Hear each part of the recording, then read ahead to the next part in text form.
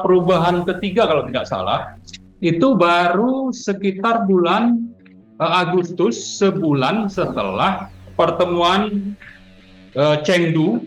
Ya, selalu ada pertemuan tingkat tinggi Jokowi dengan Xi Jinping itu berulang-ulang, hanya karena COVID aja itu tidak. Tapi kalau tidak ada COVID itu setiap tahun Jokowi itu soan ke Xi Jinping dan selalu ada bencana bagi rakyat Indonesia kalau sebagai hasil dari pertemuan tersebut. Tapi juga ada disebutkan bahwa ini menjadi daerah industri, daerah wisata, daerah misalnya perdagangan, bisnis dan sebagainya. Itu saya kira yang akan mendapat manfaat lebih banyak itu adalah Singapura. Jadi ada kepentingan ekspansi wilayah ekonomi dan penjajahan oleh Singapura. Motif untuk mencuci uang hasil perampokan salah satunya itu adalah dana obligasi rekap yang dirampok oleh para konglomerat hitam, ya.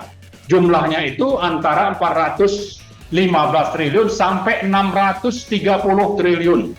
Ya, itu adalah uang APBN, uang rakyat yang dirampok, dan mereka berkepentingan untuk melakukan investasi yang aman dan sekaligus memberikan return yang setinggi-tingginya.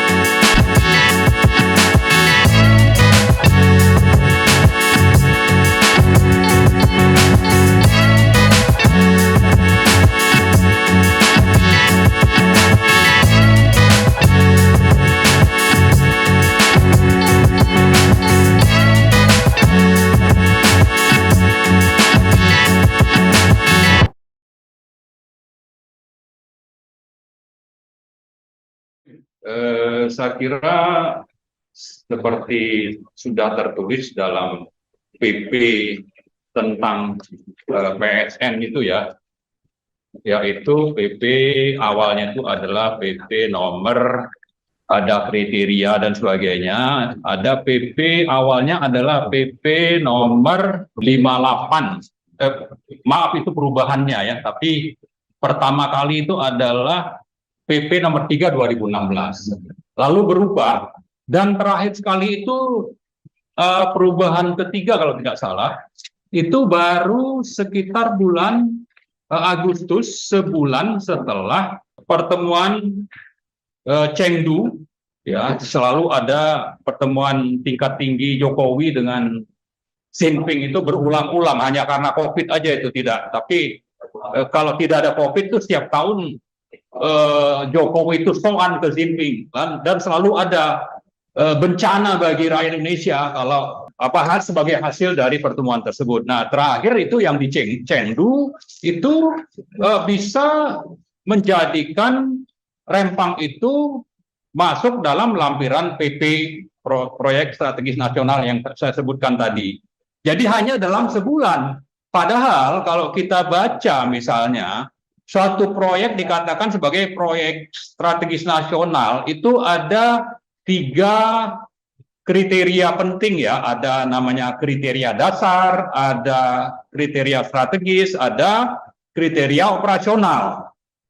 Nah, tapi yang penting menjawab pertanyaan Om Lim tadi bahwa ini harus bukan swasta tapi negara, bisa itu proyek di APBN, pemerintah, kementerian maupun BUMN, tapi tidak ada swasta, maka otomatis ini memang sesuatu yang sudah sangat melanggar, ya. Saya sebut kriteria dasar misalnya memiliki kesesuaian dengan rencana pembangunan jangka menengah nasional, daerah, dan rencana strategis sektor infrastruktur. Jadi memang sudah ada, kan kita tahu ada yang namanya undang-undang tentang pembangunan jangka menengah dan daerah, ya. Itu diterbitkan kalau tidak salah itu setiap 5 tahun atau malah bisa berubah, ya. Yang penting ada undang-undangnya. Jadi tidak bisa ujuk-ujuk misalnya itu langsung dianggap sebagai masuk kategori sebagai PSN. Lalu yang kedua, kriteria dasarnya adalah memiliki kesesuaian dengan rencana tata ruang dan wilayah sepanjang tidak mengubah ruang terbuka hijau. Ini sudah sering juga disebutkan bahwa ini tadinya hutan lindung, ada yang dikonversi, ya, ini sudah melanggar. Tapi yang jelas bahwa ini melanggar tata ruang, gitu. Itu yang dasar. Lalu yang strategis, memiliki peran strategis terhadap perekonomian, kesejahteraan sosial, pertahanan, keamanan, ya, dan sebagainya. Ini yang strategis. Nah, kalau kita undang Cina ke satu daerah kosong, lalu luasnya itu sampai ribuan hektar, itu menjadi kesempatan misalnya bagi Cina untuk bisa menancapkan kuku. Tadi yang sudah disebutkan Pak Said itu sangat-sangat valid, ya, saya kira bahwa kriteria strategis ini sudah dilanggar. Ya, lalu ada kriteria operasional. Kalau satu proyek dikatakan strategis, proyek strategis nasional misalnya, maka itu proyek-proyek usulan baru harus memiliki kajian prastudi kelayakan, pra-FS namanya. Ini tidak ada, bagaimana bisa membuat studi kelayakan, apalagi kalau ini memang swasta, ya, itu tidak akan dibuka.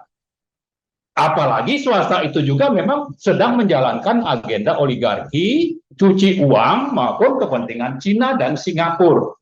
Jadi karena itu saya kira memang ini sesuatu yang sangat relevan untuk kita tolak, di mana modus yang digunakan adalah menjadikan proyek ini sebagai proyek strategis nasional sehingga punya payung hukum, meskipun payung hukum itu sendiri kalau digunakan kriteria-kriteria yang ada di dalam itu sudah tidak masuk sebetulnya untuk menjadi PSN. Nah, karena itu saya sedikit menyinggung, ya, ada dua hal penting yang perlu kita sedikit mungkin review, ya. Saya bicara soal motif dari proyek Rempang Eco City ini, kemudian soal modus, ya. Kalau bicara motif, jelas ini bagi yang investasi ada kepentingan untuk berburu rente, ya, bagi penguasa dan pengusaha oligarkis. Di sini termasuk mereka itu orang-orang yang memang tamak untuk mendapatkan rente sekaligus melanggengkan kekuasaan. Kemudian yang kedua, ada kepentingan bagi Cina, ya. Kalau ada wilayah yang sampai luasnya itu sekitar 17.000 hektar, sementara kalau kita bicara Singapura itu justru lebih kecil dibanding Rempang, maka karena memang wilayahnya sudah padat penduduk, ada kepentingan juga bagi Singapura untuk memanfaatkan lahan ini, tapi sekaligus juga nanti kalau ada pabrik kaca, bisa saja limbahnya itu ada pasir yang bisa untuk menguruk kepentingan reklamasi Singapura, misalnya, itu salah satu. Tapi juga ada disebutkan bahwa ini menjadi daerah industri, daerah wisata, daerah misalnya perdagangan, bisnis, dan sebagainya. Itu saya kira yang akan mendapat manfaat lebih banyak itu adalah Singapura. Jadi ada kepentingan ekspansi wilayah, ekonomi, dan penjajahan oleh Singapura.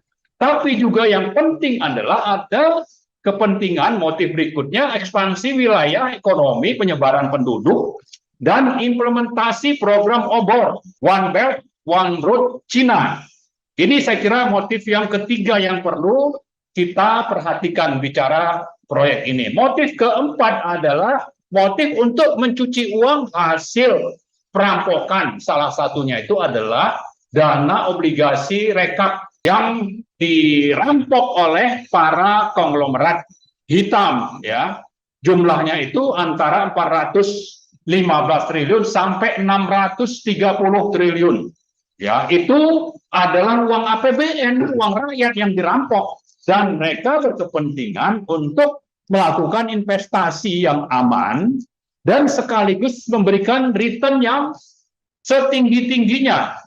Dan untuk itu pemerintah justru memberikan berbagai kemudahan sehingga bisa saja negara itu tidak mendapat sesuai dengan yang seharusnya sebagai pemilik dari tanah air, tapi yang mendapat untung terbesar adalah para konglomerat hitam yang mencuci uang itu. Nah, motif kelima saya kira yang perlu kita catat adalah dengan proyek ini tersedia uang untuk apa? Untuk logistik pilpres dan pemilu.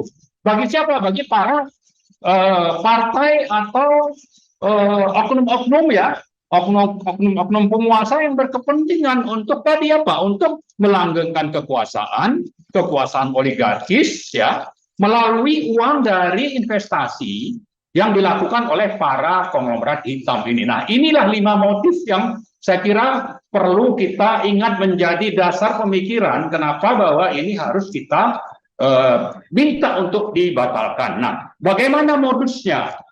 Modusnya ini ada sekitar 5 yang perlu kita perhatikan, ya. Misalnya, dari hulu sejak awal itu sudah disiapkan berbagai kebijakan, undang-undang, peraturan untuk memudahkan terjadinya proyek-proyek oligarkis itu, termasuk misalnya pembentukan undang-undang cipta kerja, undang-undang minerba, undang-undang IKN, kebijakan ekspor pasir, dan sebagainya. Termasuk nanti ada rencana ekspor tenaga listrik. Jadi sudah disiapkan, ya. Terutama nanti misalnya akan dibutuhkan sekitar 2 gigawatt oleh Singapura. Dari mana itu? Dari sekitar Batam. Dan bisa saja salah satu sumber dayanya itu misalnya kaca dan unsur-unsur lain itu datangnya dari Rempang. Kemudian yang kedua, mempromosikan atau mengatasnamakan pentingnya investasi dan pembangunan untuk pertumbuhan, ya. Jadi kata kunci di sini adalah investasi, pembangunan, dan pertumbuhan ekonomi. Ini terus dijadikan alasan sehingga bisa menghilangkan berbagai pelanggaran yang dilakukan. Kemudian yang ketiga, menjadikan status proyek tadi termasuk Rempang itu sebagai proyek strategis nasional, tidak peduli bahwa kriterianya itu sudah tidak masuk, tidak memenuhi kriteria yang dipersyaratkan suatu proyek itu sebagai proyek strategis nasional. Kemudian modus keempat adalah melakukan pendekatan kekuasaan, kekerasan, ancaman, kriminalisasi, dan penangkapan. Rakyat itu ditangkap, dikriminalisasi, diancam. Kemudian juga terakhir itu adalah dengan melakukan pecah belah, politik pecah belah, ya. Ini kayak penjajah Belanda atau VOC aja ini. Rakyat dipecah belah sekarang ini kan sudah dipecah belah itu. Ya, sudah diancam, dipengaruhi, tapi sekaligus dipecah belah. Nah, yang terakhir adalah melumpuhkan dan menyandra lembaga-lembaga perwakilan rakyat. Termasuk itu ada DPR, ada misalnya DPRD, ada lembaga-lembaga atau kementerian yang memang harusnya bertanggung jawab, tapi justru semuanya lumpuh atau tersandra untuk menyuarakan kebenaran dan membela kepentingan negara dan rakyat. Itulah modus yang dilakukan oleh rezim yang ada sekarang. Nah, karena itu, saya kira saya kembali kepada kata kunci tadi yang saya sebut di awal bahwa ini proyek harus dibatalkan, ya. Karena modus yang ada di Rempang ini, kalau kita bicara tadi investasi oleh konglomerat hitam, kelihatannya mereka juga akan melakukan hal yang sama di IKN. Ya, minggu lalu kita baca misalnya ada 10 konglomerat yang akan investasi di IKN. 1 Aguan, 2 Prangki Wijaya, 3 Antoni Salim. Ini Antoni Salim ini saya kira yang terkaya Indonesia ini. Ya, punya kekayaan tapi juga punya saham di mana-mana, termasuk di Medco misalnya. Ya, memang Medco, atau mungkin juga di apa namanya, di punyanya Bakri itu ya, KPC sebetulnya itu ada. Jadi nomor 3 ini Antoni Salim ini salah satu konglomerat yang menerima suntikan BLBI terbesar, sekaligus juga suntikan yang nilainya sekitar 60 triliun saat itu, ya, suntikan awal BLBI yang bisa dikembalikan menjadi menjadi aset atau kekayaan negara itu hanya sekitar 28%. 72% itu hilang, ya, dikatakan risiko dari krisis. Tapi sebetulnya saya yakin bahwa pada saat awal asetnya dihitung itu digelembungkan, lalu pada saat dibeli dia ikut beli lagi dengan harga murah, maka terjadilah perampokan itu. Makanya Antoni Salim ini perlu kita ingatkan, ya, untuk berhentilah merampok rakyat dan merampok negara ini, gitu. Ya, melalui berbagai proyek yang ada, termasuk rencananya di IKN, termasuk juga mungkin di Rempang. Nah, yang keempat ada namanya Puwi Sudiarto. Kelima ada Prayogo Pangestu. Keenam ada Garibaldi Thohir. Ya, ini abangnya Erick Thohir nih, BUMN. Kemudian ada Surya Jaya, ini Astra. Ada Eka Chandra Negara. 9 ada Kuncoro Wibowo. Ke-10 ada Joko Susanto. Saya kira ini hanya 10 yang tercatat, ya. Tapi saya kira yang lain-lain juga modusnya sama, saya sebutkan tadi. Mereka terlibat sejak kebijakan dibentuk, disusun, sampai undang-undang ditetapkan. Dan kalau perlu, seandainya pun undang-undang itu sudah ditetapkan, dibentuk, ada ketentuan yang harus dipatuhi, itu saja mereka nekat untuk langgar. Nah, sayangnya itu dibiarkan oleh rezim oligarki yang dipimpin oleh Joko Widodo ini, gitu. Nah, karena itulah saya kembali mengingatkan atas dasar sikap kita bahwa proyek IKN harus batal, maka rakyat kita himbau, kita minta untuk bangkit dari Sabang hingga Merauke, dari kampus-kampus, teman-teman buruh, ormas, aktivis dan sebagainya, kami ajak untuk melawan rezim oligarki ini karena berbagai modus dan motif yang saya sudah sebutkan tadi. Saya sepakat dengan Pak Said Didu, daripada Indonesia ini pelan-pelan dianeksasi oleh Cina, termasuk juga oleh Singapura, ya, yang dibiarkan saja begitu saja oleh rezim ini, maka kita tidak bisa diam, kita harus terus menggulirkan perlawanan ini, sehingga akhirnya rezim ini membatalkan proyek Rempang Eco City, dan kedepannya tidak ada lagi PSN yang dinamakan sebagai proyek PSN, tapi justru syarat dengan berbagai kepentingan busuk dan modus yang melanggar konstitusi dan berbagai peraturan yang berlaku. Saya kira itu saya. Makasih. Assalamualaikum warahmatullahi wabarakatuh. Kita punya data tentang bagaimana sikap penguasa yang otoriter ini melakukan pendekatan kekuasaan, kekerasan terhadap rakyat sendiri, hanya dari proyek yang disebut sebagai proyek strategis nasional. Itu sejak 2017 sampai sekarang itu ada 73 kasus, ya, di mana mayoritas justru yang jadi korban rakyat, dan penguasa itu memihak kepada investor, atau kalau itu BUMN atau punya negara, ya kepada negara, bukan kepada rakyat. Ya, jadi ini menjadi catatan penting bagi kita. Ya, salah duanya itu adalah Wadas dan Rempang, ya. Kemudian ada beberapa, misalnya bendungan, jalan tol dan sebagainya. Kemudian kita juga mencatat, ya, ada sekitar 108 konflik agraria, ya, selama beberapa tahun terakhir pemerintahan Presiden Jokowi. Sama juga yang menjadi korban itu rakyat, yang melakukan kekerasan itu aparat negara, dan kalau itu proyek bisnis maka justru pemerintah itu memihak kepada kepentingan pengusaha dibanding kepentingan rakyatnya sendiri.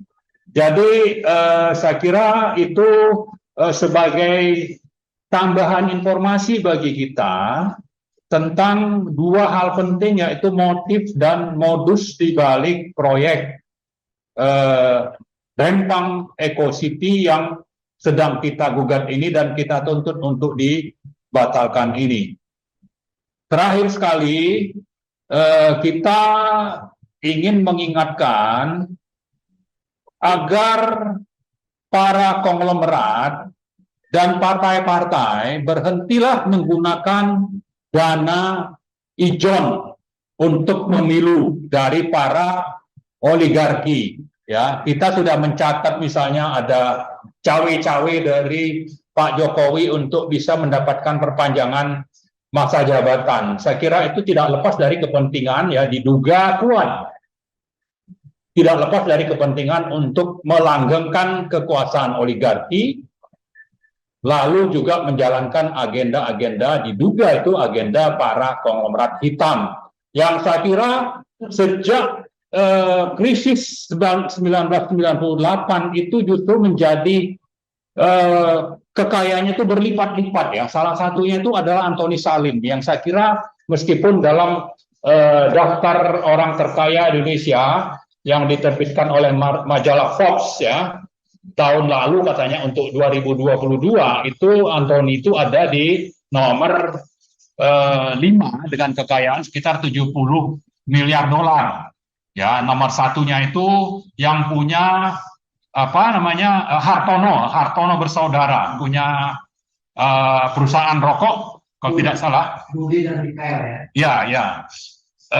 Juga di dalam 10 besar terkaya Indonesia itu ada Sinarmas yang memang mendapat tempat yang sangat-sangat layak di pemerintahan Joko Widodo ini, sampai-sampai bisa ada pejabat dari konglomerat itu menjadi duta besar di Korea Selatan, kemudian menjadi wakil ketua otorita IKN, lalu menjadi One Team Press. Ini sesuatu yang memang sangat-sangat menentukan bagi jalannya roda pemerintahan rezim oligarkis ini. Nah, tapi di sisi lain, dengan menyebut ini, sebetulnya saya ingin mengingatkan, hargailah konstitusi, hargailah rakyat, ya, hargailah demokrasi. Jangan Anda bajak, ya, demokrasi rakyat itu hanya karena kerakusan, ketamakan, dan keinginan untuk melanggengkan kekuasaan oligarkis. Karena kalau ini Anda lakukan, saya kira ada waktunya nanti rakyat itu akan bangkit untuk melawan Anda semua.